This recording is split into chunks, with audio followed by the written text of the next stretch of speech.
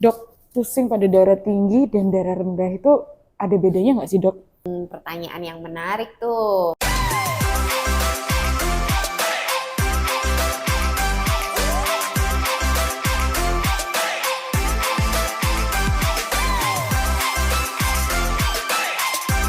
Sebelum menjawab itu, harus disamain dulu nih persepsi awam tentang pusing ya. Jadi pusing itu sebetulnya kalau bahasa awam mungkin macam-macam ya definisinya.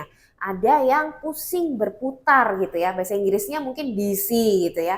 Tapi ada juga pusing itu diartikan nyeri kepala atau bahasa Inggrisnya headache. Padahal pusing berputar dengan nyeri kepala itu dua hal yang berbeda. Pada hipertensi, biasanya keluhan pusingnya itu lebih ke nyeri kepala. Bahkan ada yang bilang nyeri kepala cekot-cekot gitu ya. Jadi nyeri kepalanya itu kadang juga lokasinya itu nggak cuma di kepala, tapi di tengkuk, di leher. Jadi semacam ada tarikan gitu ya di leher atau bahasa medisnya sering kita sebut tension headache. Itu adalah bentuk pusing yang sering dialami pada orang-orang dengan hipertensi. Tapi harus dicatat bahwa hipertensi sendiri sebetulnya tidak selalu bergejala. Atau bisa dibilang tidak semua orang yang mengalami tension headache itu pasti mengalami hipertensi. Dan sebaliknya juga tidak semua hipertensi itu akan menimbulkan gejala yang berupa tension headache atau nyeri kepala seperti itu. Jadi kalau ada nyeri kepala yang karakteristiknya seperti yang saya ceritakan tadi, betul yang pertama harus dilakukan pemeriksaan tensi. Tapi kalau ternyata tensinya rendah ya harus dicari penyebabnya yang lain juga. Kalau untuk yang darah rendah itu keluhan yang paling sering adalah pusingnya berputar ya atau sering kita sebut vertigo atau malah pusingnya itu dia mungkin nggak ngerasa pusing tapi tiba-tiba kayak mau pingsan gitu ya. Jadi itu adalah pusing yang sering dialami oleh orang-orang dengan darah rendah.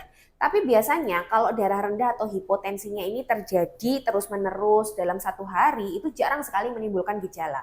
Biasanya darah rendah yang menyebabkan gejala bahkan sampai orang itu pingsan atau jatuh itu adalah yang kita sebut hipotensi ortostatik, yaitu penurunan tekanan darah pada saat dia berubah posisi. Misalnya habis tiduran dia langsung berdiri, terus tensinya tiba-tiba turun. Nah, itu terjadi pada orang-orang dengan gangguan saraf otonom. Misalnya orang-orang diabetes gitu ya. Karena normalnya itu kalau kita berubah posisi, misalnya dari berbaring ke duduk atau dari duduk ke berdiri atau dari berbaring langsung berdiri, normalnya tuh tensi kita akan naik. Tapi pada orang yang ada gangguan saraf otonom tadi, seperti pada orang diabetes contohnya, itu justru pada saat dia berubah posisi, sarafnya itu nggak bisa merespon dengan baik, akhirnya tensinya bukannya naik, malah turun. Nah inilah yang sering menyebabkan orang tersebut pusing bahkan sampai jatuh. Jadi itulah bedanya Friends antara pusing yang biasa dialami oleh hipertensi dan pusing yang dialami oleh orang-orang dengan hipotensi.